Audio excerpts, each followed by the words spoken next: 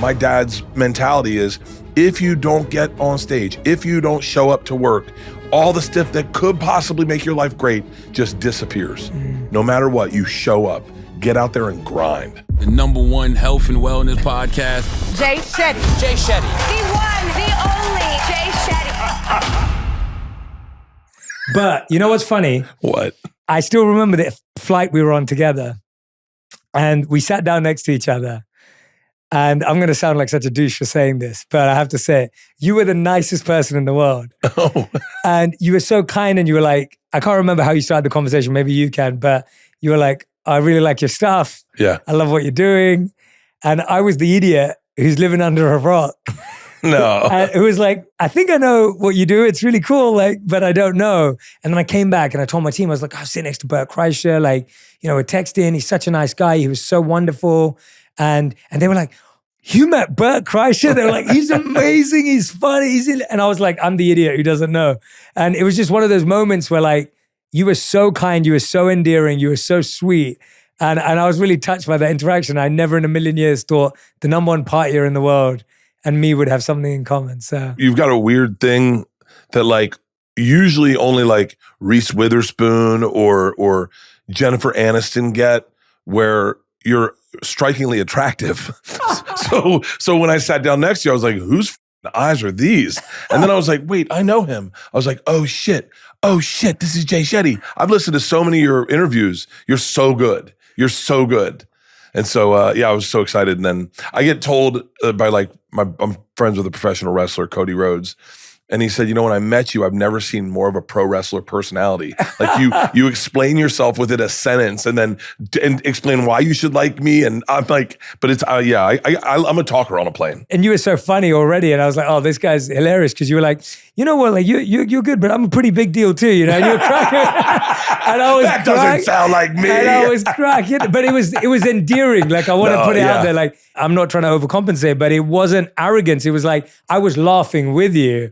It was just you just broke the ice. And I was like, this guy's amazing. No, and we started texting I'm such a fan of yours. No, I really am. Well, now I am too. So that's why I wanted you on the show. Thank you. So when this opportunity came up, I was like, Bert's the best. And then I got to watch the special too.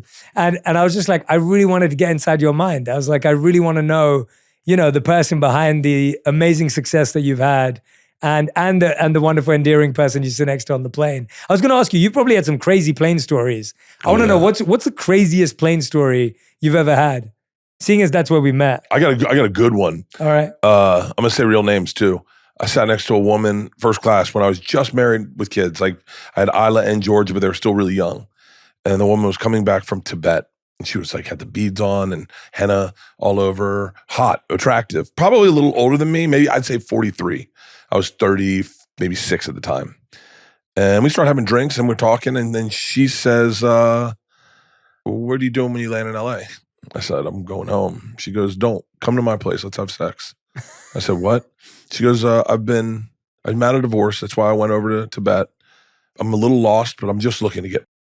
And I went, okay. I said, listen, I'm married. And so you got the wrong guy. I go, but I got the right guy for you. She said, really? And I said, trust me. Can you just trust me? So we land and I call Mike Young. He's a real name. I go, Mike, you want sex tonight? And he was like, with you? I go, no, I got a beautiful woman, 43 years old. And he goes, yeah, give her my number. She gives her the number. They meet at the Comedy Store. They go back to her place. They have sex. They've never talked again. And I was like, boom, man, slam dunk. I got great ones. I sat next to Ric Flair one time and we both drank identically. We both ordered drinks for our wives and ourselves and then drank our wives' drinks and then drank our drinks. And I was like, ooh, Ric Flair and I drink alike. I had a girl walk me to my room in Soho the other night. She was like, hey, I'm going to come to your room. I was like, and I got her to the door and I said, listen. I was really drunk. I go, listen, it's very sweet of you, but I'm married and I'm happily married and I don't cheat on my wife. And she had this weird look on her face. And I woke up the next morning. I called my wife. I told her, I go, I'm such a great guy. And then there was a note under my door and it was like, Bert, I wasn't trying to have sex with you. You were too drunk. You couldn't remember what room you were in and you didn't have a key. I just wanted to make sure you got home safe. I was like, oh, I shot down a good Samaritan. How does your wife react to stories like that when you're like calling her up? I've been doing that our whole marriage. Our marriage is based on fun and laughter. Yeah. I mean, for real, it is probably the funnest. It's by far it's the funnest relationship I have in my life. We joke nonstop. We're in couples therapy right now, and as we walk out, I decide who won or who lost. Like it's just a blast, and I've been doing that ever since. We were a young married couple. I'd text her. I go, just so you know, I'm getting jocked. And then I sent a picture, and Leanne's like, she's got a lazy eye. And I'm like, oh, man. Yeah. And she gives it back to you too? Oh, yeah. Oh, yeah. Her and my daughters are just bullies. Like bullies. Like they've never, they call me Baby Walrus. They've never, they bust my balls harder than anyone I've ever met, other than my two sisters. Yeah. The women in my life run my life. Isn't that the best? Like my wife, we just did this video and it was planned by my team, but we did this video where my wife rated my looks on the red carpet for the last 7 years or however long it's been. That's great. And oh, dude, I've got some embarrassing red carpet looks. And my wife does not hold back in this video. She just goes for it. And she's got so much banter and she's got so much sass. And it's like all the comments are like, she's a savage. I'm like, yeah, you think she looks cute and all this stuff. But this woman can like go in and it's, and I can attest to the fact that those are terrible looks. But Baby Walrus started our chat thread, Baby Walrus. And it was pictures where they thought I was cute. And it's like the worst pictures ever. And it's like one of them's me on a surfboard covered in sunscreen. And I just am sitting crisscross applesauce on a surfboard. And I look fat and I got a hoodie on. It's so bad. But it's them sending pictures where they think I look cute, but I look like an idiot. Yeah. And so are they paying you or they think you look cute? I mean, the picture on Baby Walrus is horrible. Let's see. We're going to have to get this for the edit as well so everyone on YouTube It's can the see one it. of me on the surfboard. Oh, yeah, I see it. And they're all just pictures of me looking horrible. Oh, God, the Let's worst. see. We'll get back to the family in a second, but I wanted to, were you always the class clown? Was this always natural for you? Were you the guy who could make everyone laugh and get attention? Was that who you were? No. I was like, dare I say, like, painfully serious. Like, I mean, I always was funny, but I didn't know. I thought what I was doing was cool. And when from the outside looking in, it wasn't. It was funny. So I didn't realize that I was being funny. I think a lot of comics have this. Like, I just told the story in therapy the other day. When I was in first grade, I played second base. I'm really into baseball. I was really into baseball growing up. Played second base. Fly ball to me, bases loaded, fly ball to me. I catch it. And then I spike it and I take my shirt off and I start dancing. Now, my dad was livid. He was like, what is wrong with you? But everyone laughed. And I thought what I was doing was cool. And that people were like, yeah. But they just see this 6-year-old, 7-year-old dancing shirtless in second base. And so my whole life, I think I was always trying to be serious. Like I dressed up as Kiss for the talent show. I was dead serious. Like, you're going to watch me like kill it out here. And I remember being in the thing. I had a guitar. The guitar didn't have strings. I was going to air guitar. And the kid looks at me and he goes, the kid next to me had a violin. And he goes, you play the guitar? And I said, no. He goes, what are you going to do? I said, just rock out. And he was like, you're just going to go up there and dance? And I was like, and when he said it, I was like, this sounds silly. Yeah. And then I just went out and just air guitared and danced in my mom's tights, no shirt, her belt's around my chest, white face paint that me and Brian Callahan put on.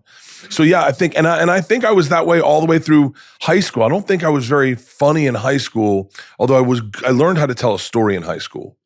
It wasn't until I gave up sports in college that people started saying I was funny. What made you learn how to tell a story in high school? Going to an all-boys Catholic high school. It was the best. It was the best, man. I'm saying the best. Your currency was, could you hold a table? Wasn't chicks, wasn't did you look good? Could you hold a table? And so for lunch, you'd have a table, your boys, 12, and I would practice my story coming from religion to the table. I'd be like, all right, so we did a beer run, right? And I'm driving, Cayman comes in, he dives in, a dog grabs his leg, I take off, and I'm practicing the story, and then I get there and they'd be like, hey, tell us about the fight. And I'd be like, okay, got to pivot. Here we go. And I remember the first time I said a line that like worked well, I said, dude, he got knocked out. I mean, this punch started in Miami and ended in Washington State. And they were like, oh, like it was like storytelling was our thing. Yeah. And if you could tell a good story, like Beach Week, you came up to the room Everyone wanted to know if you hooked up with that chick, and you had to have a story about it. Yeah. Oh, yeah. I remember one guy came up, older kid, and he was like, yeah, I didn't have a condom, so I used a plastic bag. And we're like, what? Like, just wild stories. Yeah. And then when I got to Florida State, that's when I started realizing I was funny. I went to an all-boys school too. But what I realized was that a lot of the guys had imaginary girlfriends. So a lot of the stories were just made up. Oh, Jesus. And when you'd figure out that Felicity wasn't real, because that was an American girl's name off a TV show and not a girl's name in England. Like there's no one I've ever met in England called Felicity. No. And then one of our guys was dating a girl called Felicity. We're like, you've been watching too much American Pie. Like that's like the feeling we'd get. Girls were a perfect example. I was so painfully serious about losing my virginity. I mean, I was dialed in. It was my only focus. And then when I did, it was such a tragedy that story became, I remember sitting down and they're like, bro, tell the story. And all of a sudden there's like 3 deep. And the story, I've told it on, this may not be the right setting for it, but I'll just say it was fast and I did it wrong. And I mean, and there were like dudes standing 3 people deep to hear this story. And then, we had 2 lunches. So the next people come in, it was Ty Rodriguez like, tell it again. And I mean, everything was like a tragedy, like a comedy of tragedies for me. And you've never reconnected back with this person? The woman? The woman, yeah. Oh, yeah. You know her? Yeah, I know her very well. No way. That's Tampa, though. I know her. I know her brother. Her dad just recently passed. Her dad was a legend. I got to say this, and she cheated on me at prom with my best friend. And we had to go spend the night at her house. Now, I'm a really sensitive guy. And I was so humiliated that instead of going back into the house where they dropped us off, I went out into her car and I said, I'm just going to sit in her car. I didn't have a car to get home. I didn't have any way to get home. So I sat in her car. I said, you know what? Screw it. I'm going to sleep out in this car. And I laid in the backseat of her car. And her dad just comes out and knocks on the window. He's like, boxers or whatever. And he's like, buddy, this isn't how it's done. I was like, what? And he goes, I know you're hurting right now. Come in the house. Trust me, I'll make it comfortable. I said, I look, they know I've been out here. And he goes, oh, we all know you've been out here. He goes, just walk in the house and sleep inside tonight. I'm going to give you 5 minutes. So we went in, I waited 5 minutes and I walked in the house and very slick. Her dad was like, Bert, what can I get you to drink? Would you like a beer? And I'm 17 and I was like, oh, I would love a beer. And he's like, great, come on, we'll go sit outside. And just made it very smooth. But yeah, I still know her. Wow, that's epic. Yeah. That's epic. I remember breaking up with a girl and I was just upset that her father used to have Manchester United season tickets and he used to always take me along. Oh. And I remember when I broke up with her, it was like harder breaking up with her dad than it was with her because we were like having this bromance moment of like supporting the same team. And it's just, when I think back to times like that, I think about how like those moments felt so big then. Yeah. And now when you look back, you laugh at them, right? Like it's at that moment, that humiliation, was that like the biggest humiliation you'd had at that point in your life? Oh yeah. Yeah. Oh yeah. And I've had bigger. But yeah, that was tough because I thought I was cool, And I think that's a little bit where my comedy is. I always come out the fool a little bit. I'm always getting myself into something bigger than me. I always think I'm doing the cool thing or the smart thing, and I always screw it up. Easter morning, kids are searching for eggs. My dad eats a handful of popcorn. I go, buddy, that's weed. And he goes, what? It's popcorn. I go, no, there's weed in the popcorn. He goes, how do they put weed in the popcorn? I go, Dad, it's called an edible, and you just ate a lot of it. The first time I learned I could sleep without drinking, because you do it from 22 to 30, and then one day you're like, I gotta try to go to sleep without a cocktail or a glass of wine. First time I did that, I was like, whoa, I can fall asleep. Shut up. Oh my God, I've got enough tools to shut my brain off. Anxiety, OCD, eating, drinking, masturbate, whatever your little thing is, my saying is, and it kind of calms me down, let's do today just a little better than we did yesterday. That's all we got to do. Just a baby step. I read that your dad was an interesting figure for you growing up. Yeah. And he had like a certain take on life of like, men don't cry, boys don't cry, they don't show emotions. Yeah. Is that true? What was that? What's that like? Because I think we hear about it now and it sounds like almost like a character because of where society's kind of moved into now. It's like, but that was very real. Oh, very real. My dad's a great dad. I love my dad. But he just was like, hey, you don't cry. I was 11 years old. I was playing catcher and I got hit in the mouth with a baseball bat and I lost like 26 teeth. And my dad came over and he's like, okay, don't worry. It was my birthday, by the way. And I was like, he's like, don't worry, you're okay. Mom's going to take you to the dentist, but I need you to go to the shortstop. I was like, what? He goes, you're not dying. And if I sub you out of the game, we forfeit the game. So finish out the inning at shortstop. And I remember being like, what? I've been injured. And he goes, yeah, go finish shortstop. And they hit a ground ball to me at shortstop. I caught it, threw it to first. My dad goes, I'm really proud of you. Go to the dentist. But my dad he just didn't, it was not, he didn't hit us, you know, but like, he just was like, I remember when I got into comedy, he told me really clearly, buddy, eat shit, cash checks. That's how the world works. Eat shit, cash checks. His dad was in World War II. He stormed like Omaha Beach or Normandy. And his dad never talked about the war, sat in the garage, watched Mets games, listened to Met games, and drank beer. And so my dad lost his dad at 13. So I think my dad was just doing the best he could. But yeah, he told me, I remember it like I remember getting anxiety attacks. This is how flat my dad was. One day I'm laying in bed. It's like after David Letterman, and I'm laying in bed. I had to be 10 years old. And all of a sudden I have this very crisp realization that death is real. And I went, hold on. I go, one day you're going to tell me my dad's going to die? And I went, oh my God. And I started having a real panic attack. And I went into his room and I woke him up. My dad doesn't wake easily. He's like, if you wake my dad, he's like, what the fuck, you know? And so it scared me. I woke him up and I was like, Dad, are you going to die? And he goes, what? I said, are you going to die? And he goes, yeah, you are too. Go back to bed. And then I went, wait, I'm going to die? I didn't think I knew you would die, but not me. And that was my dad. I had kids with panic disorder, and I was so not my dad with them. I was so like, yo, I got you. You're going to be fine. Like, but yeah, my dad he was just trying to do the best he could. Stuck into a house that he couldn't really afford, making ends meet. He's got 3 kids, didn't expect the 3rd one. He's a lawyer. I don't think he ever wanted to be a lawyer. I mean, I'd say that. I don't know what he'd say, but I wouldn't say he like loves his job, but it's his job and he does it. But that was his do not cry, do not cry. And when I got older and we got into something and he saw me like well up, he'd be like, oh, you better not cry. And I'd be like, I'm cry. And I might explain why I cry so much as an adult now. So you just hold it back. I tried my whole life. And then I remember the first time seeing him cry. It was when I graduated Florida State and they didn't let me graduate. 2 teachers failed me because I was written up in Rolling Stone magazine and they thought I embarrassed the school. So they failed me and I had to drive up to Tallahassee. And they told me, the administration said, just go talk to the teachers. And I went to drive up to Tallahassee and my dad walked me out to the car. It was like 6 a.m. And I was getting in the car to drive to Tallahassee and he started crying and I'd never seen him cry. And I was like, what is this? And he was just, and he's like, it's when someone f***s with your kid. And like, I drove in silence, no music, just in the dark. Just, what did I just witness? Did you ever talk to him about that? No. Still, till this day? No. My dad's an interesting guy. He's changed a lot the older he's gotten. He's way more sensitive than he was when I was a kid. Joey Diaz gave him marijuana one time on accident.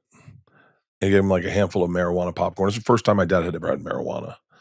Easter morning. Kids are searching for eggs. My dad eats a handful of popcorn. I go, buddy, that's weed. And he goes, what?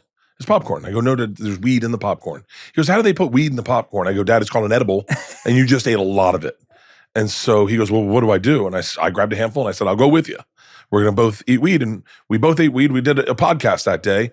And then everyone leaves and it's me and my dad, high as crap, drinking whiskey at like 5 p.m, smoking a cigar, really high. And I leaned over to him. I go, why don't you like me? Ooh, I'm going to get emotional. And he just goes, he's like, I love you. You just make me uncomfortable. He was like, I love you and I'm afraid you're going to die. And so I don't know what that does, but I'm afraid you're going to die. I go, I'm not going to die. And he goes, you don't know that. He goes, I lost my dad when I was young and I'm terrified to lose you. And I don't understand you. I don't understand your lifestyle. And I said, well, how can we fix this? And he goes, I want to get you a cardiologist. And I said, okay. And he goes, you do that? I go, I want you to feel more comfortable with me. And he was like, I can get you a cardiologist. I can do all the tests. I can pick all the tests they do. And I said, yeah. And he goes, okay. He had a cardiologist Monday morning for me, Dr. Dan. And they did the CT scan. They did the stress test. They did all the tests my dad wanted. And everything came back clean. And my dad's like, no, you'll go to him every 6 months? And I said, yeah. And I want to say from that day on, our relationship has gotten so much smoother. I mean, I've forgiven him for stuff that he's did, and we're just a lot closer now. It's incredible, isn't it? Like, our parents try and hold us back from seeing their pain, but actually seeing their pain is the only thing that kind of penetrates and make you go, oh wait, they're a human too. Oh, I found out my dad was human when I was 21 years old, and I remember finding that out, and I didn't understand it. My parents split up, and I was so mad at my dad. I didn't even want to talk to him. I wanted nothing to do with him. And my Uncle Jerry called me, and he goes, when was the last time you talked to your dad? And I said, it's been a while. And he goes, well, that shit's over. He goes, you call him today. He's your dad. No, Jerry, I'm mad at him. And he goes, yeah, you just found out your dad's a human. Okay? Your dad's a human. He's a regular man. He's not some superhero. So you call him. And look, you don't have to say, I love you. Just call him, see how he's doing, and just touch base. I did. And that was a period, that was a growing period at that. But yeah, he's a pretty great dude. I'll just say this, a lot of people will be at his funeral. That's like the testament for like a great man. Yeah. That's a big deal. Yeah. It'll be, yeah.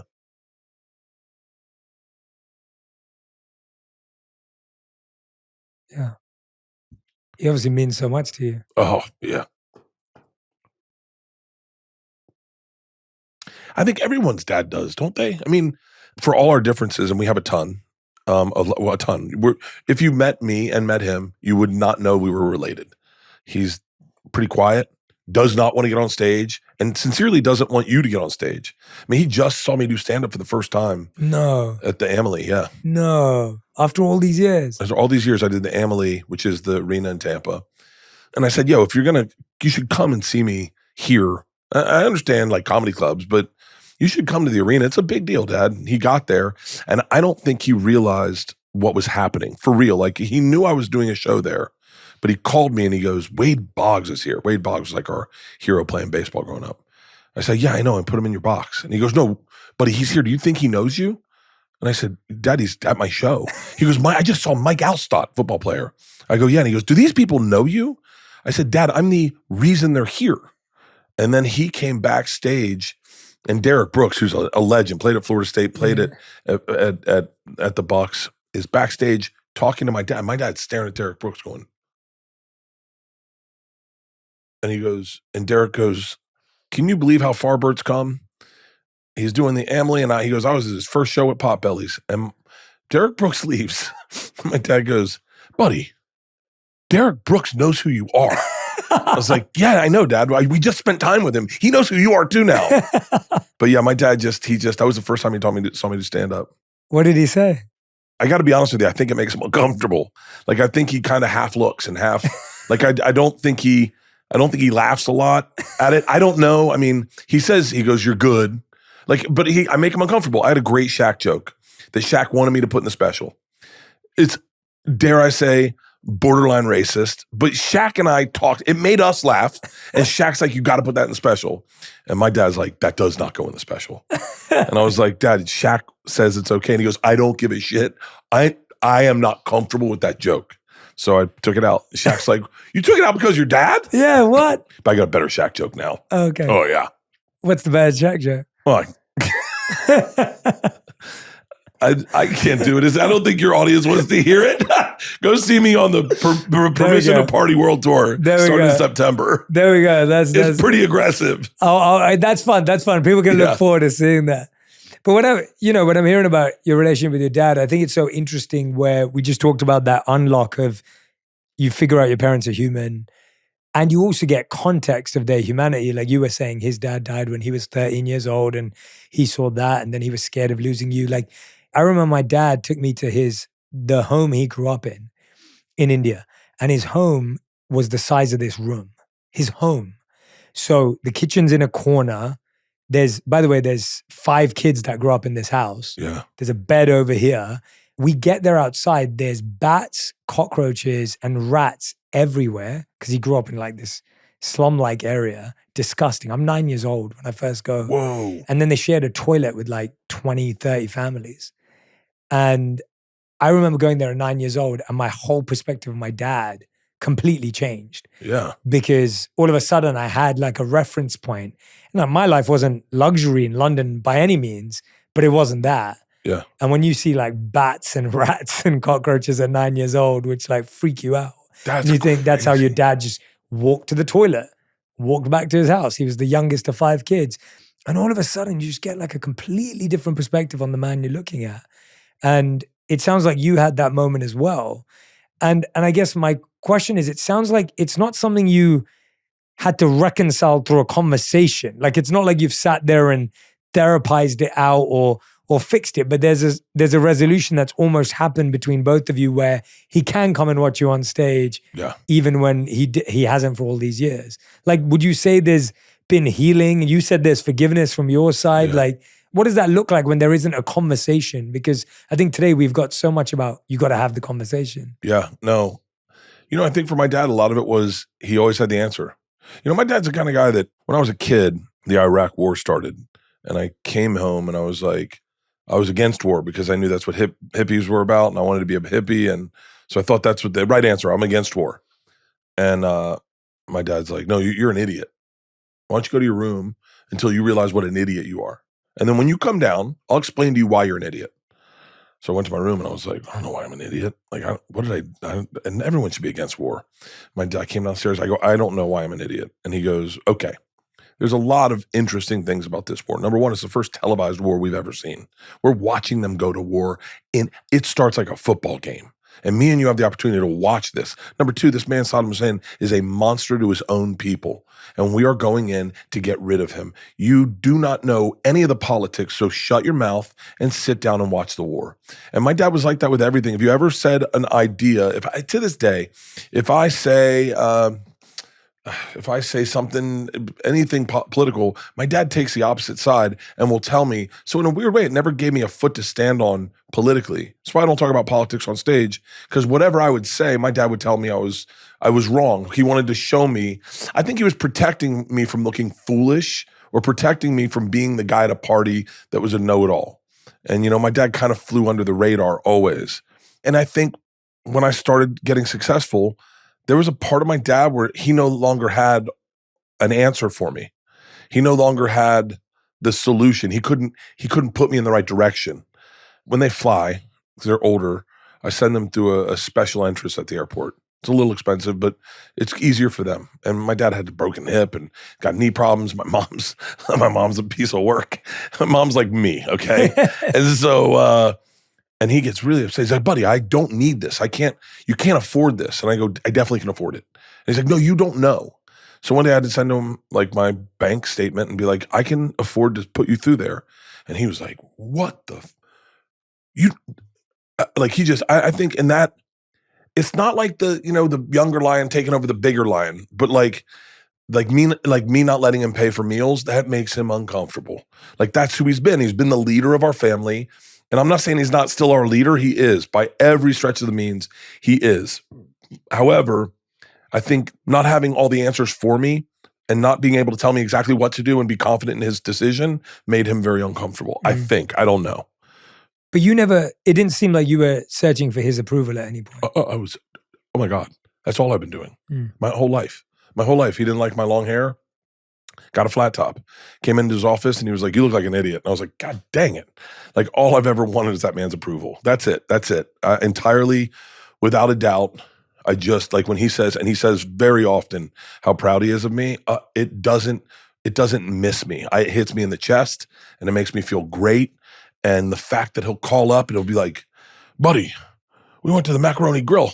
I say my last name. And they go, are you related to Bert Kreischer? They knew who you were.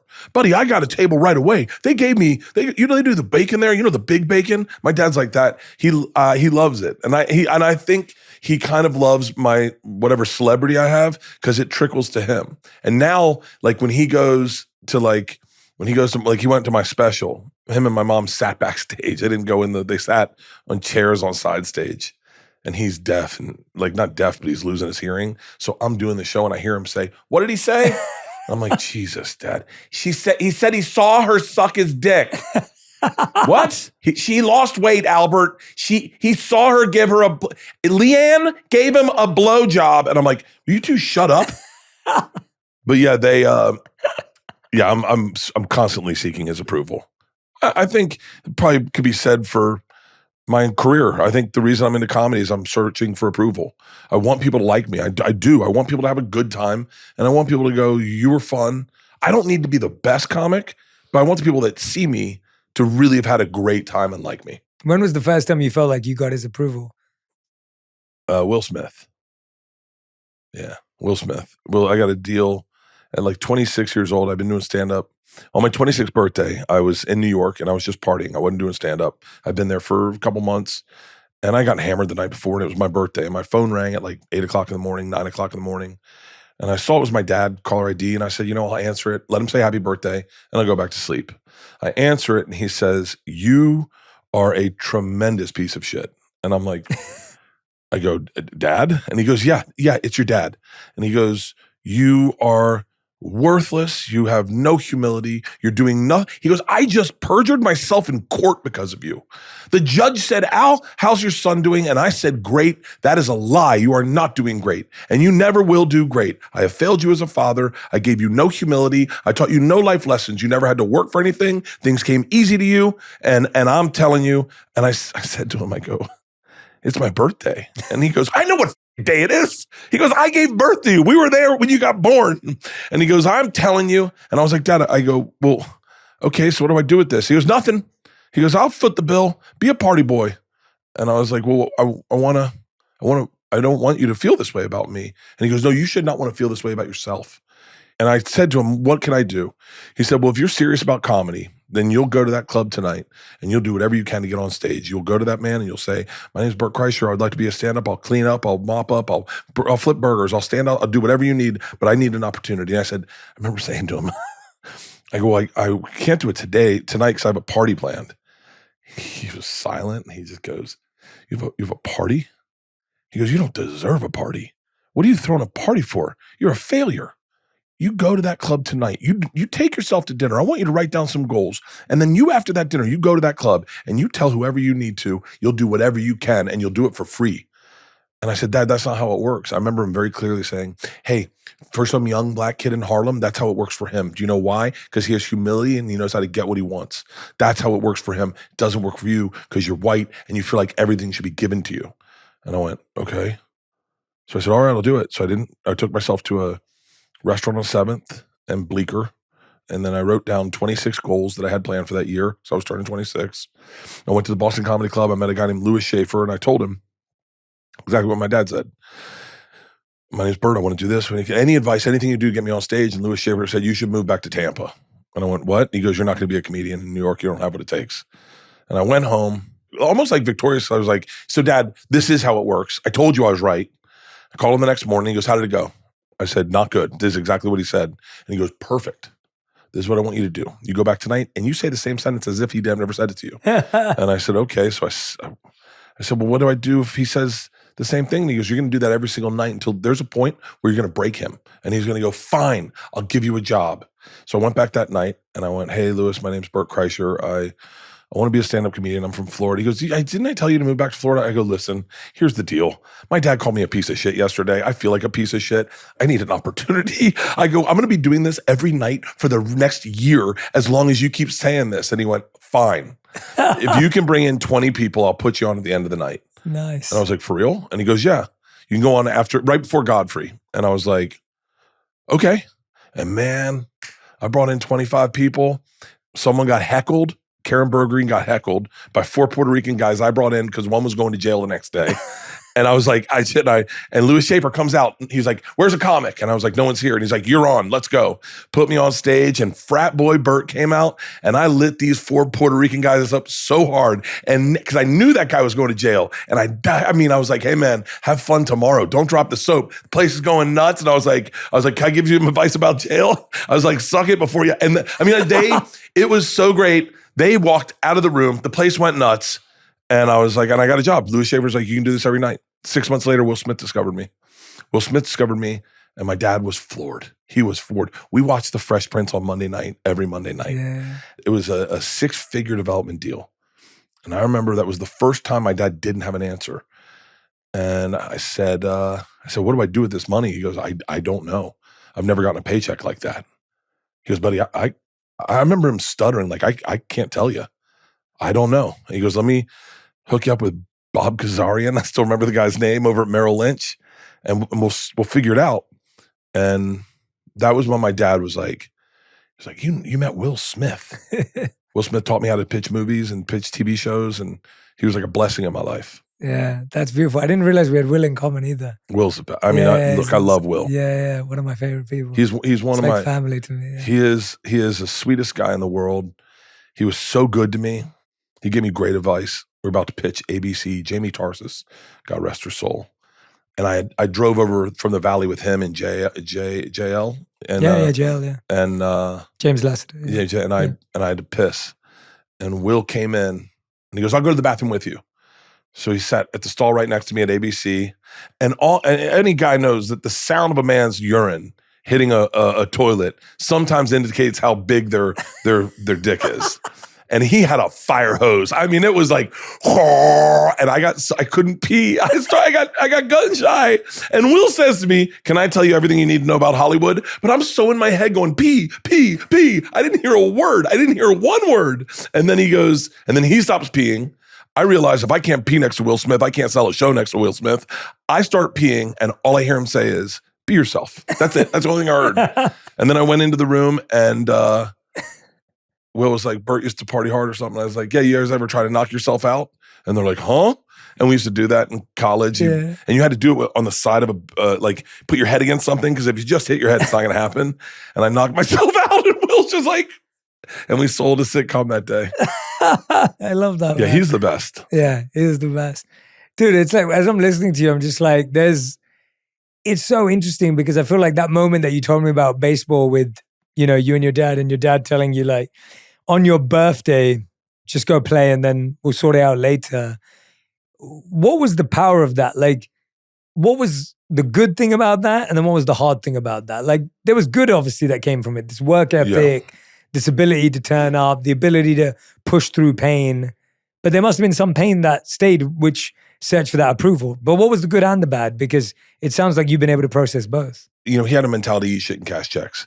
And when I was at Travel Channel at the very tail end, I was just hoping to get renewed. And I knew they were changing presidents. And I had lasted like 3 or 4 presidents. But every time you went to a new president, and it was money. And I needed money. I had a family. I was ignoring stand-up. I was ignoring the podcast. All the stuff I do now, I was ignoring all of it. And I was at the beach with my dad. We were having a cigar and a glass of wine.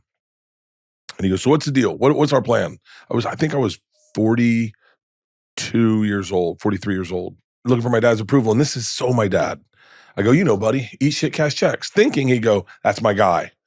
And my dad started crying. He goes, oh, I think I fucked you up. He goes, eat shit, cash checks is for guys like me with no talent. Guys like you need to go after your talent. Wow. And he was crying. And Rogan had just said that to me too. He had just had that conversation with me. And my dad's like, if you don't go for it now, you're going to regret it. He's like, do it. Because I had this long-standing offer from Showtime, Gary Garfinkel, God rest his soul, to do a special. And I kept pushing it to do Travel Channel stuff. And he goes, buddy, you should do it. You should, follow your dreams. So I did the Showtime special. No one watched it because I took my shirt off. It's like, I remember them saying, if you take your shirt off, you're giving them the reason to change the channel. But what's fascinating is the thing that gets them to change the channel back in the day, where you were Caesar and you'd be like, no, is the exact opposite for the internet. You see a guy with no shirt on the internet, you're like, what's this? And you click it. And I posted the machine story and it went viral. And it was, I remember my dad gave me this like insane thing of, even if you're sick, you show up. Even if you're hurt, you show up. I think it's my punitive way that I work out is that if I'm hungover, I work out extra hard. I was hungover. I flew all drank all day yesterday in New York, flew here last night. This morning, I got up at 8, got in the sauna for 30 minutes, got in the gym. We did abs. Who the f wants to do abs? Ran, lifted weights, and sweated out. But that's my dad's mentality is like, you get up, you do your work, no matter what. That was the lesson. And my takeaway from being 11 and getting hurt, my dad going, you finish in, you don't let anyone down. You finish the game. You know, I had a showcase for ICM one time. This is just my dad's mentality. And there was a guy that opened it, and then the next guy went on was a guy named Earthquake. Do you know Earthquake? No. Unfollowable. Black dude who destroys. His name's Earthquake. I mean, he's Earthquake because he leaves the room in an earthquake. And I watched all my friends, I won't say their names, but all my white friend comedians panic. No one wanted to follow Earthquake. And they just came to me. They're like, you want to go up after Earthquake? And my dad would be like, yeah, that's your job. Do your job. And I went up after Earthquake. And he had a joke. His last joke was about his name, Earthquake. I forget the joke. But I knew my first joke was about my name, Bert. So the joke was, my name's Bert. I know you're thinking hot, sexy name. Do you do porn? No. I said, Bert's the last name you want to hear during sex. Just some chick on top of you in the dark going, Bert.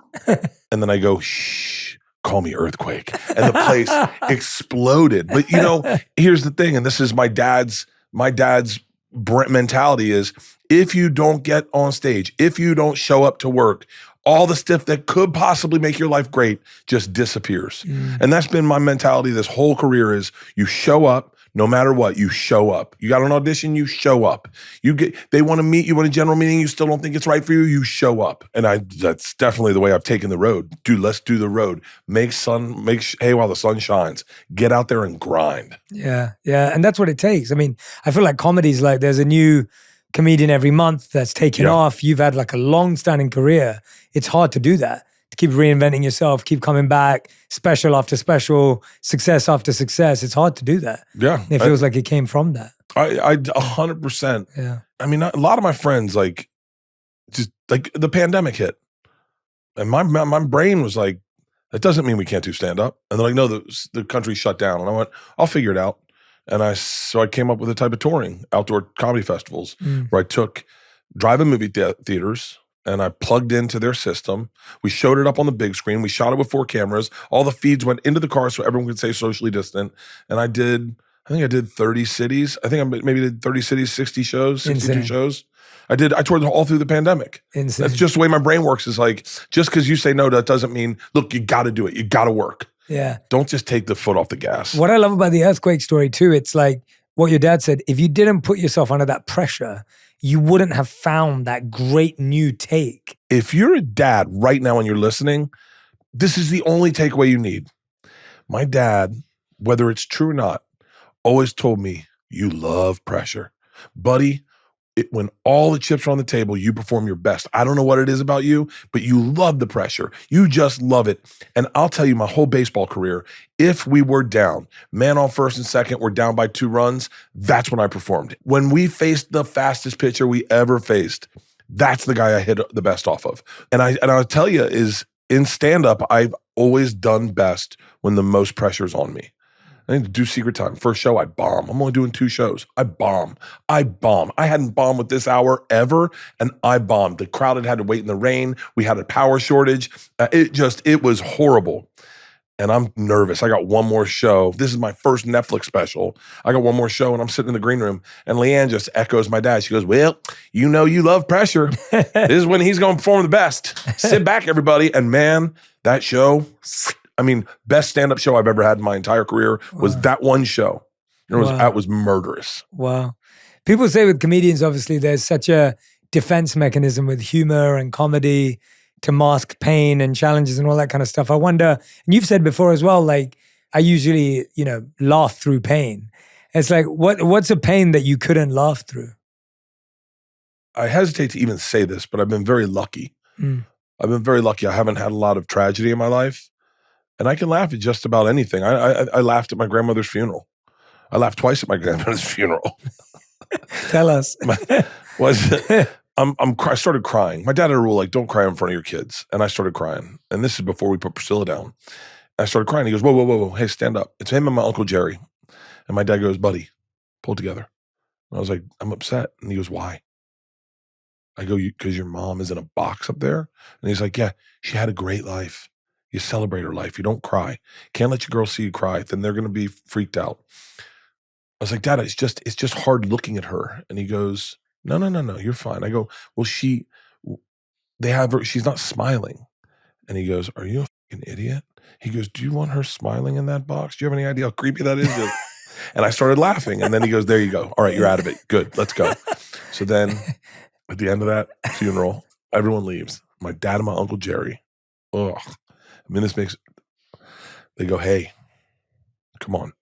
I said, what? And they go, let's go say goodbye to Grandma. And this was them saying, it's okay to cry. Oh my God. I've never seen two uglier cries in my life. These men let go of years of trauma. I'll tell you right before she died, this is the hardest I've ever watched these two men laugh. We go to the hospital. My grandmother's in congenital heart failure or whatever. So we go to the hospital. Grandma's in the bed. Uncle Jerry and my dad are in the corner and they're hiding their faces because they're crying. They're hiding their faces behind the curtains. Okay. And they're really emotional. And I'm not, for whatever reason, I'm not in that moment. And I go, hey, Grandma, how you doing? And she goes, ugh, my back hurts. That's heart failure is when your back hurts.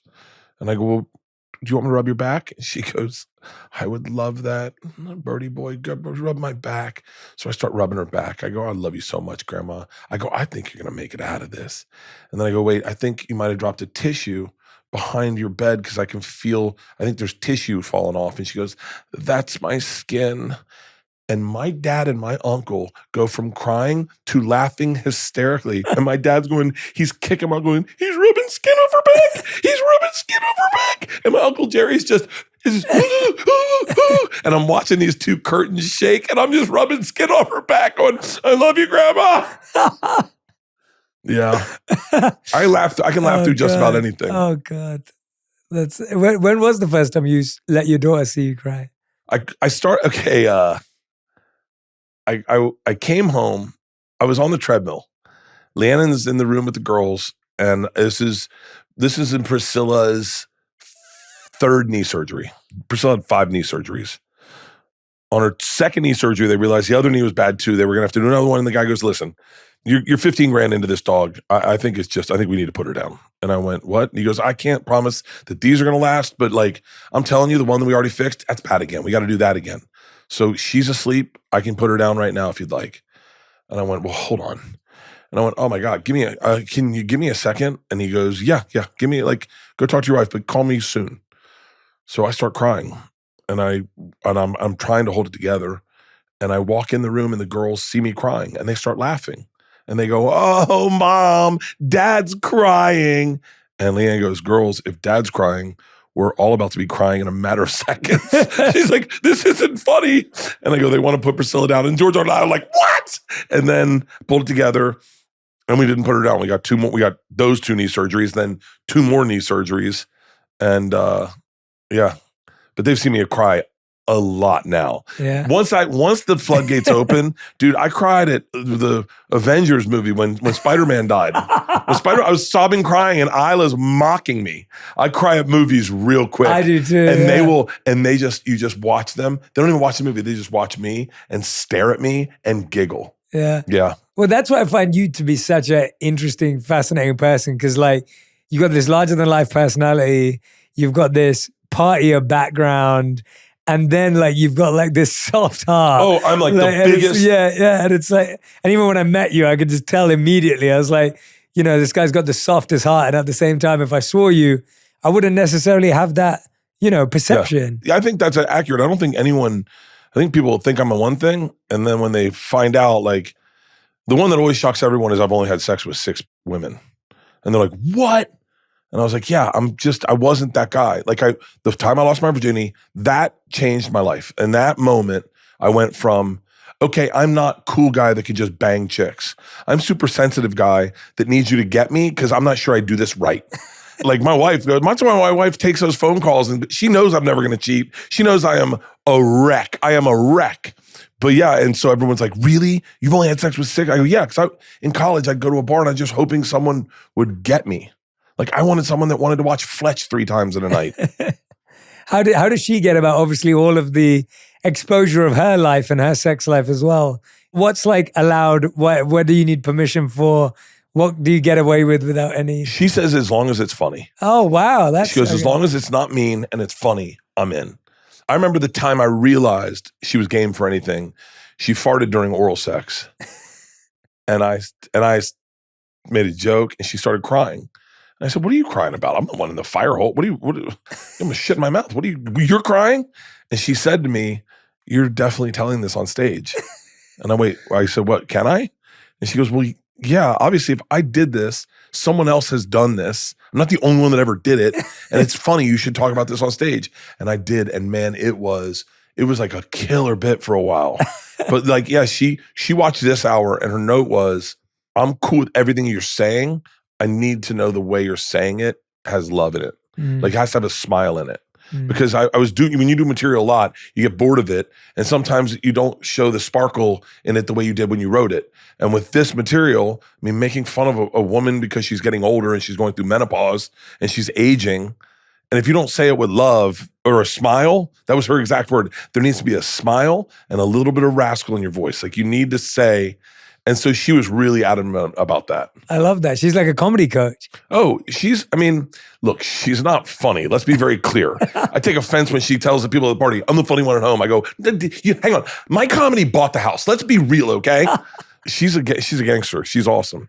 And same with our girls. She's kind of monitors the material and runs it by with her and talks to them about it. And, yeah. Do they think dad's really cool or dad's human? Oh, human. They don't think I'm cool at all. They do not. When did it go from cool to human? Or was it ever cool in the first place? I don't think it was ever cool. I don't think it's, I had a period of where Georgia, I could tell, thought I was kind of cool. Yeah. Like Georgia had this, like, we took her on Fully Loaded one year, her and her friend Daisy. I got this great picture. At the end of the night, I'd tell the machine, and then I'd bring all the comics on stage, and I'd have them bring me a beer, and I'd kill a beer and I'd spit it in the air, and it was a fun moment, way to close the show, and it was always a really cool picture. And one year, I call all the comics out, and then everyone starts walking off, and I'm saying goodbye, and Georgia comes out. I got this great picture, and she throws her arm in the air like she just did a stand, like she didn't stand up. And I was like, "What are you doing?" And she goes, "I just wanted to see what it felt like." But like, I think they think I'm okay. I don't think they think I'm cool. Like, in all honesty, if I didn't ever go to their college ever again, they'd be very comfortable with that. Well, why do you turn up to their college? You mean to drop them? No, like Parents Weekend. Yeah, right, Parents Weekend. Or, we went and looked at colleges. I wanted Georgia to go to Boulder. And so we went to Boulder. And this kid yells out the window, "The machine!" And then all of a sudden word got out on campus and kids started running and finding me. And I watched this kid, my child, lose interest in a school very quick. A great school. One of the best schools in the universe. I love that school. And she was like, "Yeah, I'm not going here." And I was like, "What?" She goes, "I'm not going to a place where you have fans." I was like, "Well, baby, I think that's going to be tough." And then she was like, "I won't go to Florida State. I won't go to Florida. I'm not going here. I'm not going to Georgia. I'm going to find my place." And so I didn't go look at schools with her. And the next 2 schools she looked at, she loved. She got into both of them and she chose one. Wow. And same with Isla. They hate when I get recognized. Last night we flew in and paparazzi was waiting for me at the airport. And Georgia was just like she walked in and like stood by a wall and she was like, "Mom, can we make this stop?" And I was like, I'm not rude. So I'm like, I'm going to talk to them. If they want to talk to me, I'll say something to them. I'm not going to be there forever. But yeah, I think they would be cool if I wasn't famous. How do you deal with that? Like when you're raising kids, you've been doing this for a long time. They've probably been exposed to it since they were kids. Like how have you had that conversation with them? Because obviously it's still not easy for them. We had a moment, we were skiing. It was a very luxurious thing to do. It's not lost on my kids because we didn't always have money, but we were going skiing and Georgia was having a rough time.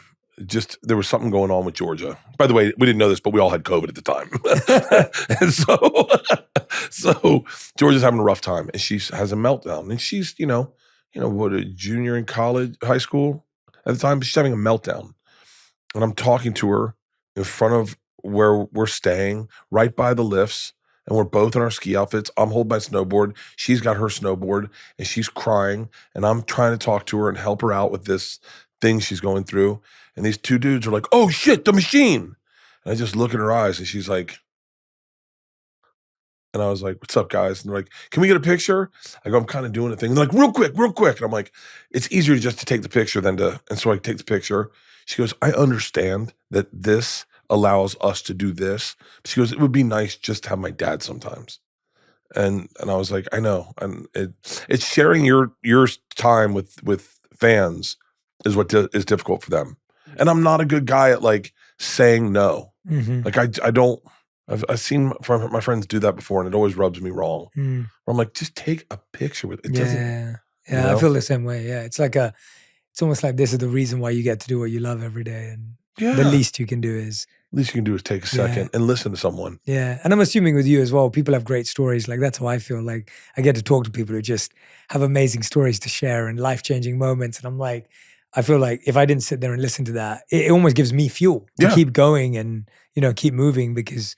Yeah, I hear amazing things. I'm sure you do too. Oh, I mean, you forget, a little bit of what we do is talk. We talk, there's someone right now that probably has a weird relationship with their dad and is hearing this and is going, there's things that we hope is funny too, but, like doing the biggest one I always got was you got me through the pandemic. Because, we put out content for them to distract themselves with. A lot of people didn't have big houses to stay in during the pandemic. They were in an apartment and they're just like, this is miserable. And I get that a lot. I get, right now the one I'm getting is, we just put our dog down. I've never laughed and sobbed at the same time. Thank you for letting us process. But the least I can do is take a second and talk to someone who wants to say hi to me. Yeah. Yeah. And it's like, I mean, that's something that you do quite uniquely, I feel. Like the ability to make someone laugh and cry. Even like as we've been talking today, I'm like having like a really emotional moment with you. And then you're like making me crack up at the other end with like your grandma's funeral, like being at the hospital. Or like, and there's a real beauty in that. Like, have you ever sat and thought about like, was this the first time in this special that you got extra emotional and got people to cry? Was this like one of the first times or? Yeah, I've never done this before. I mean, I don't mean this like cocky, but I don't think there's a lot of comics. That's what I'm saying. Yeah, that are doing that, and I didn't know if I should do it. Like what made you do it? Like, why did you go there? It was ready. I did that story before Razzle Dazzle. I was going to do it at the end of Razzle Dazzle, and I just thought, I don't know. It felt weird to me for that material. It felt weird, and Georgia called me one time on stage. I was on stage, and right before I released Razzle Dazzle, she goes, "What are you doing?" I said, "I'm doing stand up." She goes, "Oh, are you telling the escape room story?" And I was like, "No. Why? Should I?" She goes, "Absolutely, Dad. You remember you almost shit in Papa's mouth?" And I went, "Oh, yeah." And then she kind of broke down the story on stage, told it. I went, "That's my closer." And I was like, "Good. I'll get made fun of if I do this dog story. Everyone's going to make fun of me and say, I'm thinking of it too much." And then I do this special, and everyone I was working with was like, "Are you seeing what's happening in the room?" And I was like, "No," because you can't really see anything. And it's an arena. Yeah. And they're like, "Yo, we're out there." And they're like, grown men are sobbing, crying. Like people are holding each other and laughing and crying at the same time. They're like, this is different. Like I remember a dude I really respect. I brought with me on the road. He's like, that has to be your closer. He's like that. He goes, I don't know one comic making people cry, but making them happy cry. Like they're crying for something they love and then they're laughing and you end on a laugh. He's like, you have to do it. I just didn't know if it was working. It was like what you said about writing a book. You sit with it for 4 years, and I shot this in July, and it just came out this March. So I've been sitting on this special, and I just was like, I am going to get destroyed. Like I just started in my head going like, no one's going to like this. Everyone's going to make fun of this last story. They're going to go, oh, Bert always cries. That's all he does. And I put it out like the first day. It was trending at number 2, and I went, which I'd never trended over 6. And I was like, whoa, that's weird. And I went into my stories where people like mention you, and it just looked like a straight line. And I was like, whoa. And I was like, I only got one story. I only got one person mentioning me. And I hit it, and I was like, oh my God, I couldn't get the line to go away. And I was like, and it was all about this story. Everyone was just sobbing, crying. People were sending me pictures of their dogs. They were holding their dogs. They were filming their husbands crying. They were, I mean, it was so cathartic for me. And I'll be very real. So you get on Netflix on a Tuesday. You find out if you trend on Wednesday. I did press all Wednesday morning from 6 in the morning till 9 o'clock.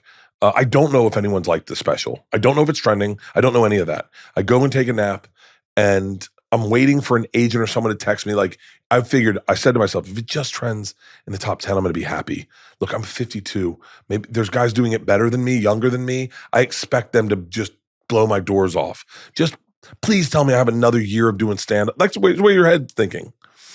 And I took a nap. I woke up, and I got a text from a younger comic I really, really like, Ricky Velez. And he just said, yo, man, you're killing it. This is a great special. I've been a fan of yours for a while. I'd love to hang out next time I'm in LA. Not do a podcast, hang out. I was like, oh, that's cool. And I like this guy. This guy's doing what I was trying to do at his age. He's doing it way better than I'm doing it. So I was like, oh, nice. I was like, you like the special? Cool. I was like, nice. A young kid liked the special. And then my texts blow up. And that's when I went into my stories and I saw it. And as I'm watching the stories people are saying, I started sobbing, crying just out of gratitude, out of just sitting there going like, ugh, the thing I did's good. It's not horrible. It's not horrible. People don't hate me. Oh, I was just sobbing, crying in my bed. And I was like, and then Leanne comes in from her workout class. She's like, what's wrong with you? She just walks in, she goes, you're training at number 2. And I was like, what? I didn't even look at Netflix. And then I was like, whatever. I'm good. My first day was good. And then it's been like that every day. The response has been crazy. People really are connecting with that last story. Yeah. Talk to me about what you just said now, that inevitable embracing of insignificance and irrelevance that everyone goes through. Like that idea that one day, no one's going to care about me. No one's going to care about you. No one's going to care about 99.9% of everyone who's relevant, current, whatever trending we want to call it. And there's that thing that creatives go to where you see them holding on to their last bit of relevance and significance, and it's painful to watch. Yeah. But you understand it because you go, well, wait a minute. I really liked, no matter how much we say, like, you know, Ellen said something that I love. She goes, I used to always say I didn't care what people thought. That's when everyone thought I was amazing. Like, you know, it's like, it's really easy to say I don't care what anyone thinks when I'm the number one person in the world. But then when you actually are not number 1, number 2, number 3, number 4, you start getting down on that list. You're beyond number 10. Now you do start caring what people think, especially like what you said, the new guard. Like, and especially when the new guard has respect, that's a beautiful thing. Yeah. But when the new guard's kind of like, you know, living how you were when you were the new guard, who has that overconfidence, that arrogance, how do you think about that? Like, how have you reflected? Have you thought about that at all? That's all I think. You got to remember, I was just going to be a journeyman comic. Like, I wasn't supposed to be successful. I did Travel Channel. And I thought that was going to be my life. And then when I got let go from Travel Channel and my special didn't do well, the machine didn't do well, and I'm getting fat shamed by Tommy, I was like, okay. I remember saying, are we cool with this? Can we do this like this at this level? Like, I was the guy at the store when people would talk to me, more successful comics would talk to me, they'd look over my shoulder waiting for someone better to talk to. I was a nice guy. People liked me, but I wasn't relevant to them. And so they were like, ooh, that guy's 28 and he's killing it. Give me 1 second, Bert. I want to go talk to him. And I was like, am I cool with that? I remember one time coming off stage, not wearing cool sneakers, wearing dad jeans, and seeing a young comic murdering it in the car that my wife and I had seen we had looked at that brand car, and he had the car they had in the showroom. The car was like $220,000. And I was like, oh, how can he afford that? So I wasn't supposed to be successful. And I was cool with it. I was definitely cool with it. I was like, I can just do comedy at Funny Bones. I love comedy. I'll keep putting out specials, maybe. You never know. Look, Rogan's a good friend. I can always do his podcast. You know, that's how my brain worked. I had my podcast, but no one cared. And then I had a conversation with my dad. I got let go from Travel Channel. I had the conversation with Rogan. And him and Tommy, I remember them both saying, like, don't worry, we can help you get ad sales. And I was like, okay. And then I posted the machine story, and then all of a sudden it went like crazy. I mean, I'd never experienced that before, like genuinely viral. And then all of a sudden I started selling tickets, and I was like, whoa, holy crap, this is crazy. Just selling out, not looking at ticket counts, just going in and knowing everything's clean. And so I really honestly had kind of already let go of all of it. But there's a part of me that remembers, oh, it was cool when I remember getting, right before I got let go in Travel Channel, I got into a town car. They got me a town car for something. And I remember getting in and going, this is the last town car I'll ride in. I was like, I should really enjoy this. So I kept always saying that. Every time I went to theaters, I was like, I probably won't do theaters again. You only do theaters once, really. I'll go back to clubs, but enjoy this. This is the Chicago theater. Let's go for a jog tonight and watch the sunset.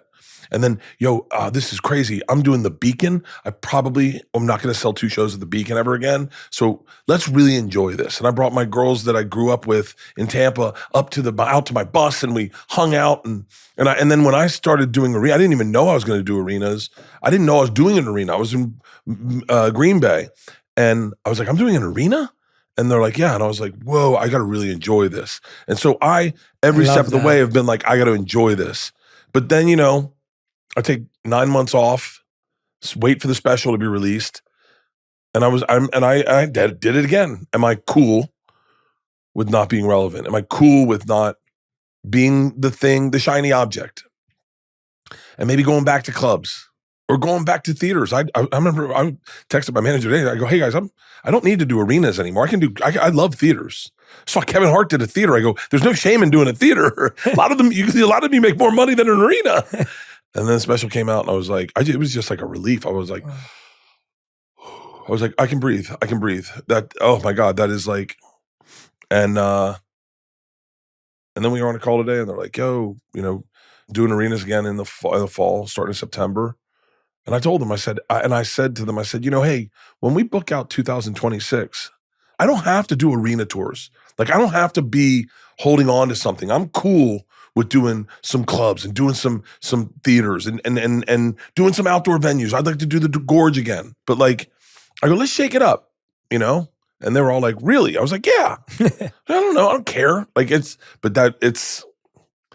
watched it go away for people. It sucks. And you're right. Watching someone hold too tightly. That's why that song "Hold On Loosely" by 38 Special is so great. Yeah. Hold on loosely and don't let go. Because if you hold too tight, girl, you're gonna lose control. You're gonna. That's a great song. It's a great song. Hold On Loosely. No, I love that. Yeah. That's a great name for a special. Yeah. Yeah, it is a good name. Yeah. It is a good name. I love what you're saying though, that I was driving to one of my clients' homes the other day, and this is someone I grew up watching, huge fan of, someone that I coach and work with. And I was driving to his house, and I walked in, and it's like a mile drive from the gate to even get to the house. Yeah. And I was just like, I have to live in the moment that I cannot believe. And now I've been working with him for 7 years, so I've driven to this house like every day for years. Yeah.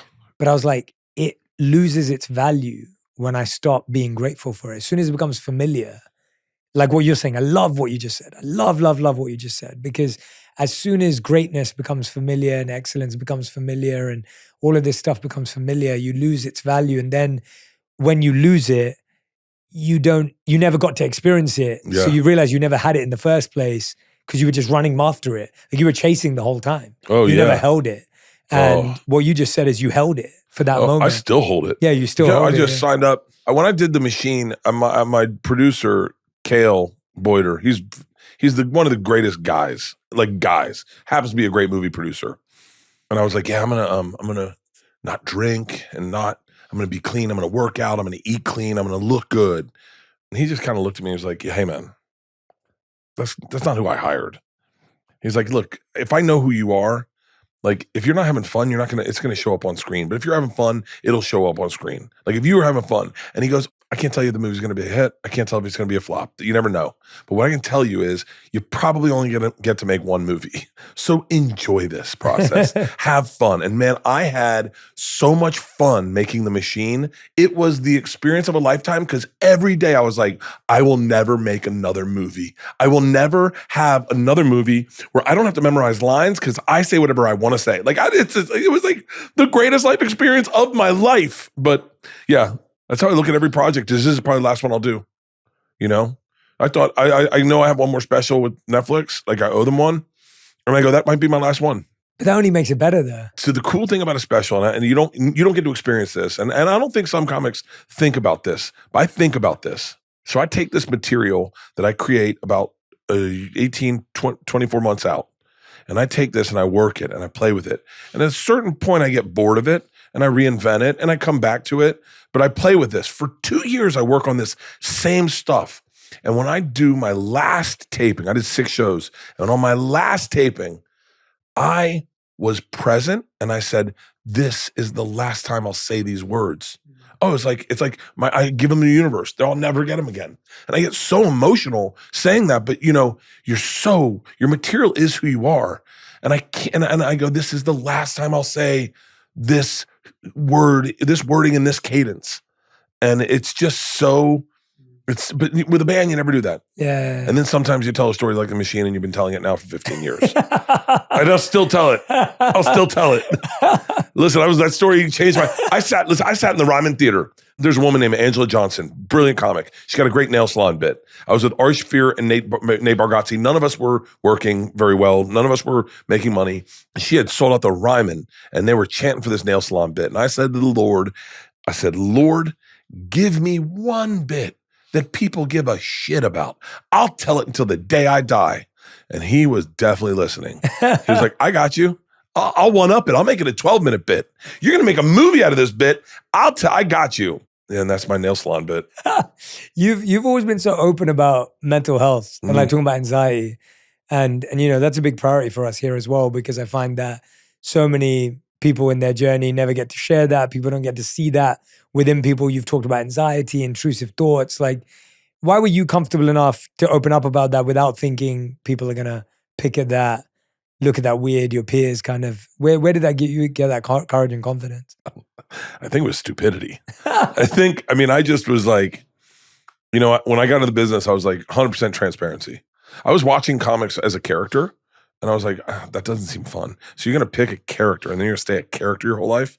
I was like, I'm going to be Bert and I'm just going to be Bert, and anything I think I say, and I'm going to live by the sword, die by the sword. This is my thing. And when anxiety came up, I just was like, I have anxiety.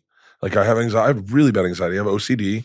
I have intrusive thought. I have struggled with that. I don't know. I don't think I have depression, only because I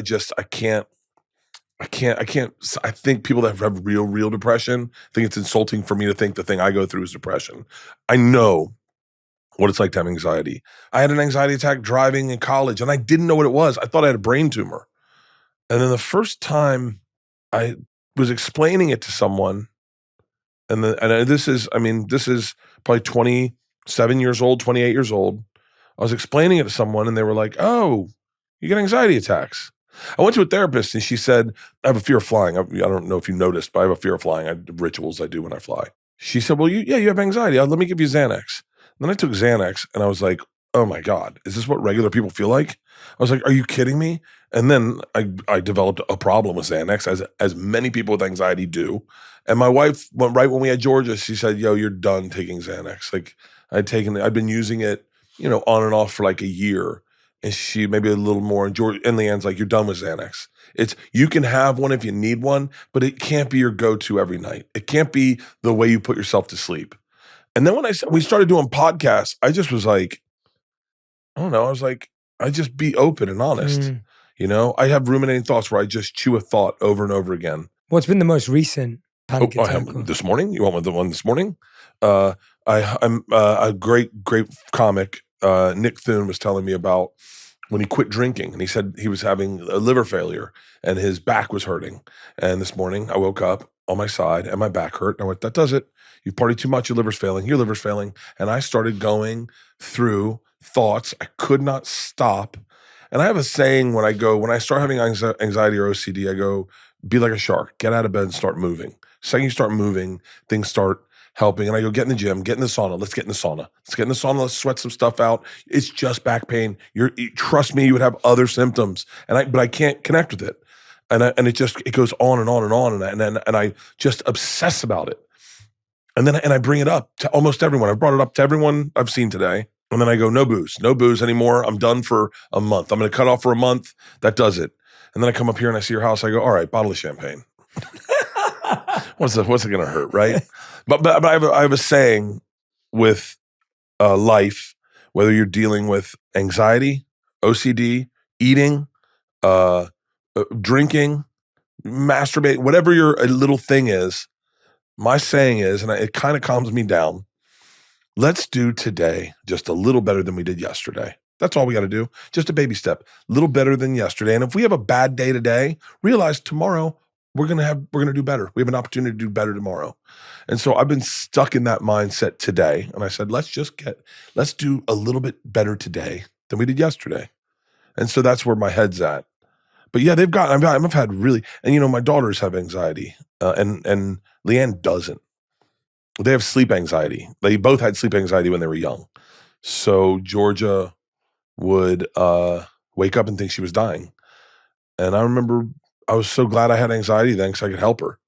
Leanne's like, just go count sheep. I go, let's not count. We're not counting. That's the worst way to deal with this. Just because it's shutting your brain off is the thing you need to do. Yeah. And if your brain's just going after it, you're screwed. Yeah. And so, but Leanne's also a gangster. She got both of them into therapy immediately. And this therapist helped them immensely. But now Georgia and I can text about anxiety and talk about it. And it's the best thing about it is when you know other people have it, you're like, oh, so I'm not broken. I'm not crazy. Definitely not. Yeah, and that's the greatest feeling. And it's my family's seen me when I get ready for a flight. It's like I get physically ill. I start feeling my head getting tight. I feel this, and they're like, "Hey, you just have an anxiety." And then to try to recognize it, sometimes it doesn't help 100%, but you can breathe. That's one thing I always say. Like, wait, I'm breathing. I'm still breathing. And I just take deep breaths, and I'm still breathing. Crazy anxiety, scuba diving. Oh yeah, I mean, definitely. Trying to breathe in scuba diving is hard enough.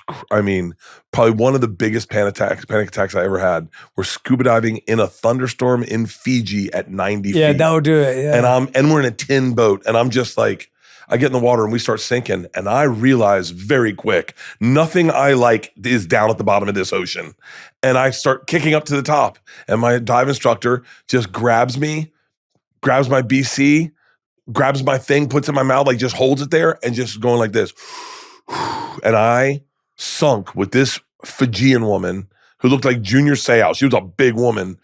And she took me to the bottom of the ocean. And I was like, but I got through it. You get through it.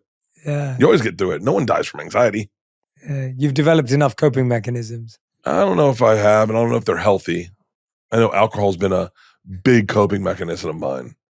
Yeah, the first time I learned I could sleep without drinking, because you do it from 22 to 30, and then one day you're like, I got to try to go to sleep without a cocktail or a glass of wine. First time I did that, I was like, whoa, I can fall asleep. Shut up. Oh my God, I've got enough tools to shut my brain off. Yeah. And that relationship feels healthier now with alcohol. Oh yeah.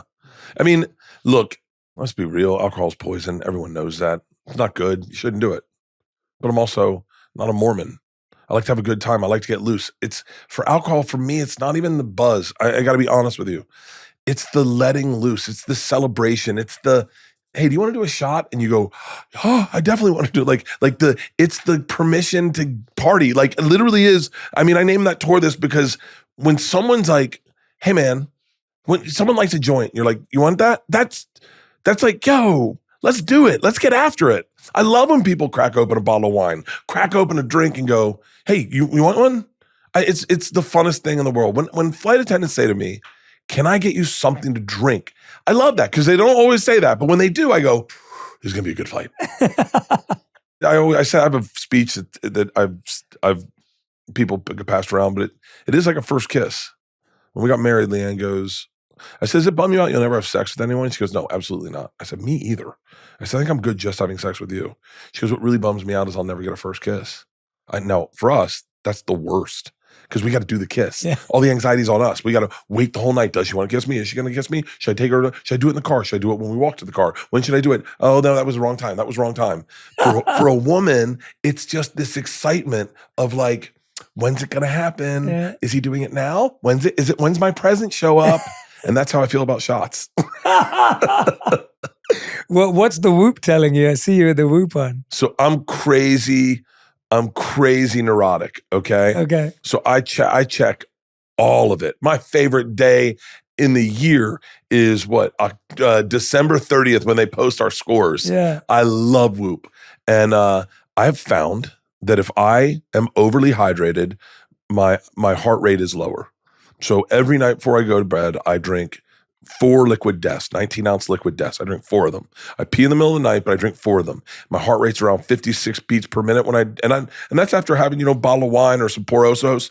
And so I'm wildly hydrated, and that is my key for my Whoop. It also, for me, it also tells you how hard to work out. I love that. I love a goal because, when we did the first Sober October, we were also trying to set goals of how hard we can work out.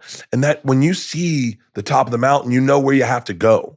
And so you go, all right, I'm not done. I'm getting back on the treadmill. I'm going to get on the assault bike. Okay, here we're going to do the ski erg and I love that. Like right now, I've already hit my goal. My goal was I slept horrible last night. My goal was, I think at 10 and I'm at 9.6. But if it wasn't, go to the gym, hit the ski erg, 10 calories, 10 times.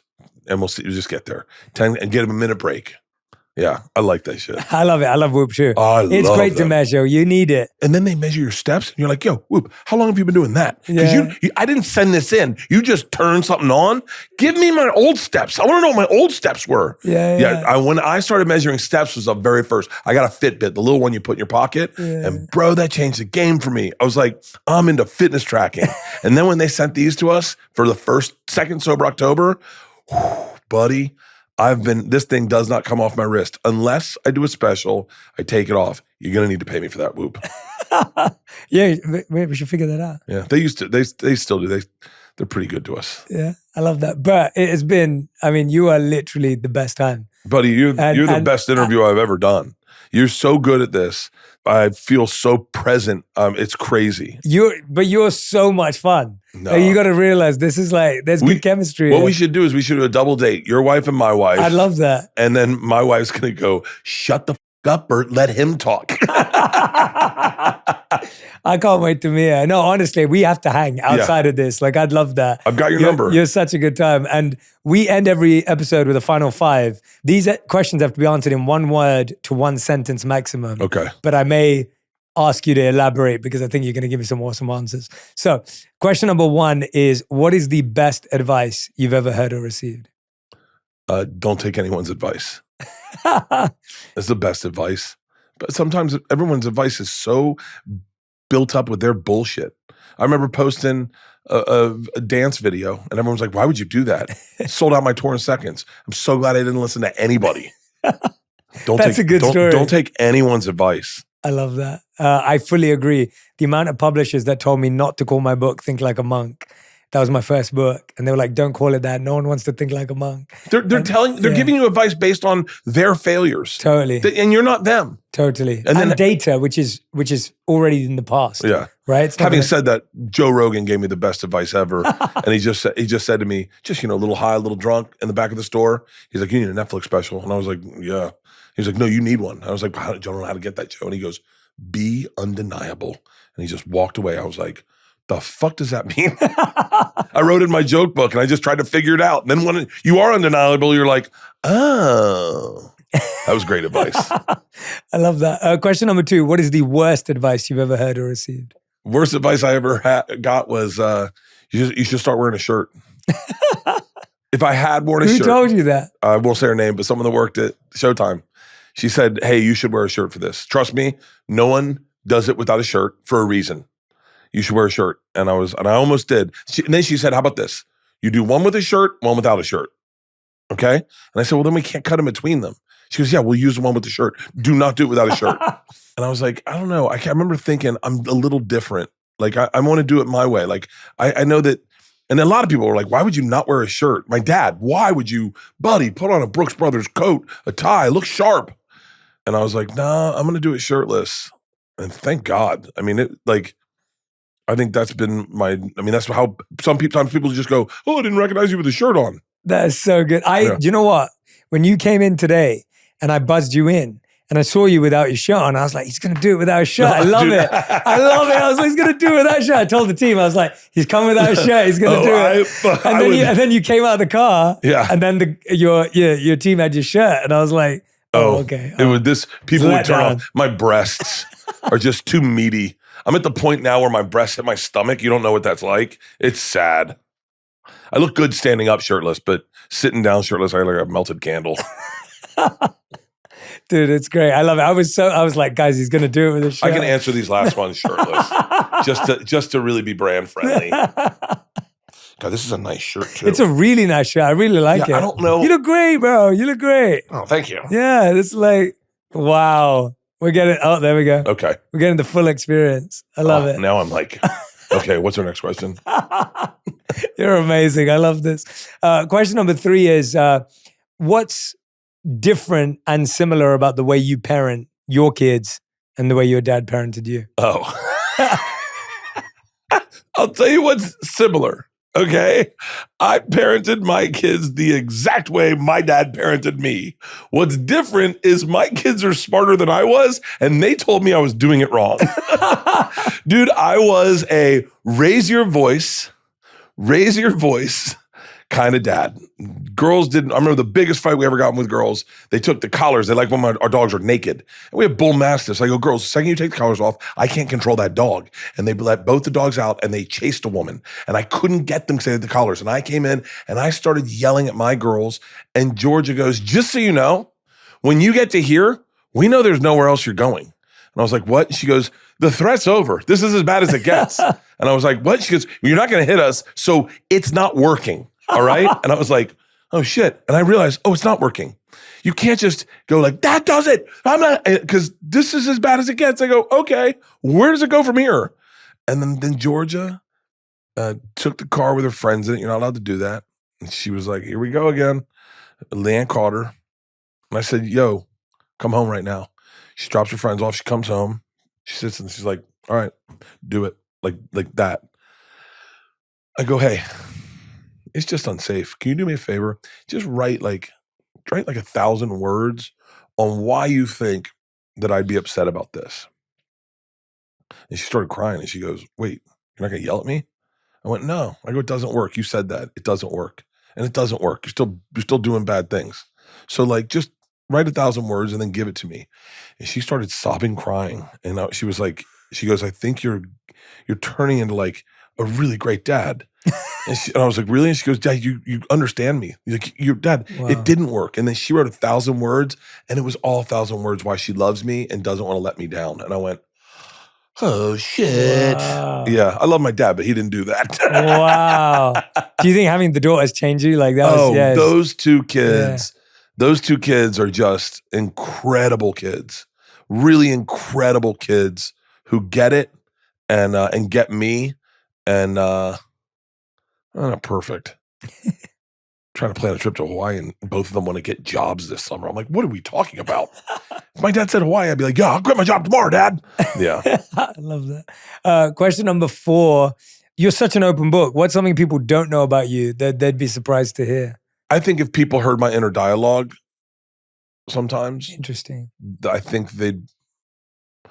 people would be bummed out for me.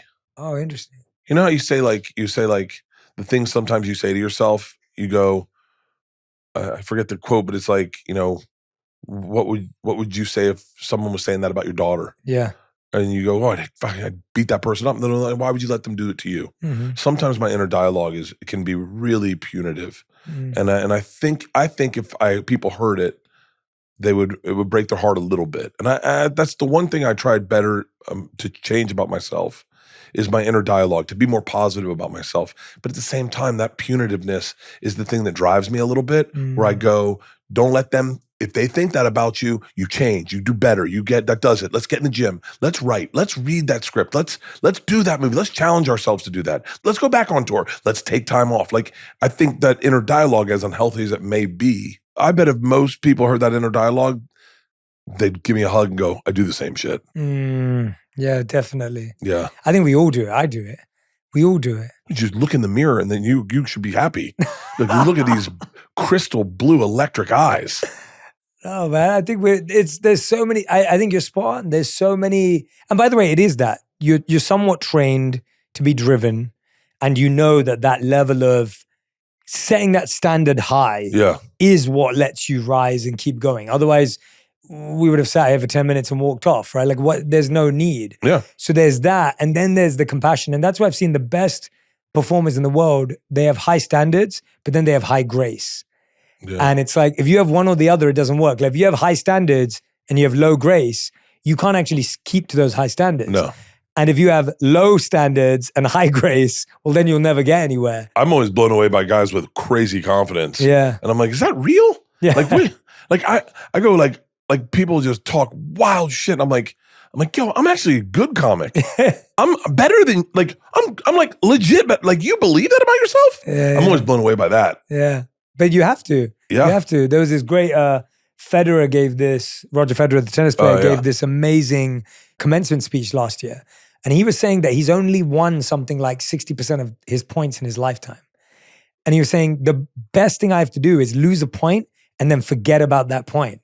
Like I gotta move on because otherwise I'm gonna lose the next point. Yeah. Lose the next point if I keep thinking about that last loss. But he goes, I've lost a ton of points in my life. Yeah. He goes, my skill is not to not lose points. My skill is to be able to leave that point that I lost in the background and go win the next point.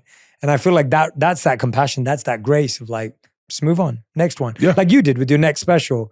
The first one didn't work out, next one. Like, let's see what can go. So it's crazy. I think that's I don't know who I'd be with if I sometimes toy with the idea of getting on Prozac or something. Yeah. And then I go, but wait, I don't want to get rid of the maybe that's my mom. I told her I was gonna get on Prozac. She goes, oh honey, those are your nooks and crannies. It's like, what? My mom has zero anxiety. Wow. Zero anxiety. Wow. I love that. My dad called one time. He was calling me on FaceTime. He goes, hey, buddy, I want to just tell you that I love you. I'm going into surgery tomorrow. I go, okay. I said, was it a crazy surgery? He goes, no, but just want to, I love you. And I hear from my mom in the background go, sometimes they don't wake up. And I was like, wait, mom, what? She said, sometimes they don't wake up. So your dad may not wake up. He may die. And I'm like, I look at my dad's eyes and he's like, I live with this woman. Oh, God. Last two questions. All right. Where am I? Okay, yeah. So has there ever been a joke or something you said in a roast or something like that on stage where you're like, yeah, I went too far. But yeah. Oh, wow. Yeah, every podcast I do. Because you're sensitive too. That's the thing. Oh, I never want a joke to hurt someone. Yeah. I remember I told a joke one time about black women. It was a good joke. I would have stood by it. Had a fan not come up to me. It was a black woman. She was really pretty. And she said, hey man, I'm a fan. And I was like, cool. She goes, I just want you to know that joke kind of hurt a little bit. And she goes, and I know that wasn't your intention, but it didn't make me feel like I was still part of the team. I felt like I was now an outsider. And I went, ooh. She goes, yeah, I know. She goes, I wasn't thinking about being black until you said that. And then when you said it, I realized, I was like, I'm the only black woman in there. And I went, oh, that's not my intention. And she goes, I know. That's why I'm telling you. Wow, that's and I was beautiful. like, yeah. And I remember, but you don't realize that when you do comedy, you're just trying to get laughs, right? Yeah. And the one time I didn't believe a guy was blind and he was blind. I really regret that. Tommy told me he wasn't blind. He was lying. And I tested him and then he got up and he was really blind. And I was like, wow, he's really blind. And they're like, he got blind 2 days ago. And I was like, oh God. Oh. So he wasn't, it was, that was, we can do a podcast on regrets. I've been doing this 25 years. I regret a lot. Oh my God. What about when you said your daughter see your special and they're like, Dad, stop being a misogynist. Like they were like, they told me, they go, yeah, Dad's just a misogynist. And I went, no, I'm not. And they went, have you ever watched your stand-up? And I was like, yeah. And they're like, do you hear the way you talk about mom? And I was like, yeah, but that's mom. And they're like, dude, Dad, you're a wild misogynist. And then Isla was like, could you just write a joke for women? Like to make the women feel like better than the men. And I was like, yeah, I can do that. And then I wrote it and they didn't like it. They definitely didn't like it. But maybe that's coming. Maybe you're moving in that direction. Maybe. I don't know. I don't know what my direction is. Now that I have this crying joke at the end, I feel like everyone's going to be like, what are you going to make us cry about next? And I'll be like, oh God, hope my dad dies. Oh God. So I buried my dad. They're like, here we go. Oh God. Final question. We ask this to every guest who's ever been on the show. If you could create one law that everyone in the world had to follow, what would it be? The law I would make, like I really dig like siesta in Spain, but not everyone's a napper. But I like that concept that there's like, I would do state mandated happy hours, like state mandated happy hours where you had at 5 o'clock when you got off work, you couldn't go home. You had to go to, everyone had court appointed bars and you had to go to these bars and you don't have to drink, but you got to spend time and talk to people in the community. Like you got to go there and people can drink and it's only an hour. It's 1 hour, but everyone goes and everyone has to go and be social and just be connected to that's what I think is so cool about London. We were talking about that is the pub energy. You guys got that. And I think that in America, if we knew, like, I was like, oh, we got to wrap this up. We got to go to Chili's real quick. And you're like, oh, you go to Chili's too? I go, well, this week I'm going to Chili's. And then we went to Chili's and you're like, we should get a drink. I think that would be awesome. And I would definitely do comedy at those shows. I would love that. Court appointed, mandated, happy hour comedy shows. Oh. There we go. No, first time ever we've had that on the show. So it's a good answer. I love it. Bert Kreischer, Lucky. Specials out. I'm the luckiest dude in the world. This is so much fun. Buddy, you're the best. And thank you for listening to me tell you how important I was on that plane. I'm so glad I said that. In the best way possible. I was like, I already know he's funny because I was like, no, normally if someone said that, it wouldn't land. But you said it in the most sweet, endearing way. I was like, I wish I had recorded that. I know that. I wish I had recorded that because I would love to hear what I sound like talking about myself because I know it comes from a good place. But especially like if I see someone I recognize, I get overwhelmed. You were amazing. You were so nice. And then you mentioned Tom Segura, and I was like, oh yeah, I know Tom because my videographer works with Tom, and so I was aware. And then and I knew what Two Bears was, but it was one of those weird situations where like we hit it off, man. Dude, you're here. And what's crazy is I had videos of you saved in my YouTube. You sent them to me. And I was like, I watch you. I relax. I sit back and listen to your interviews.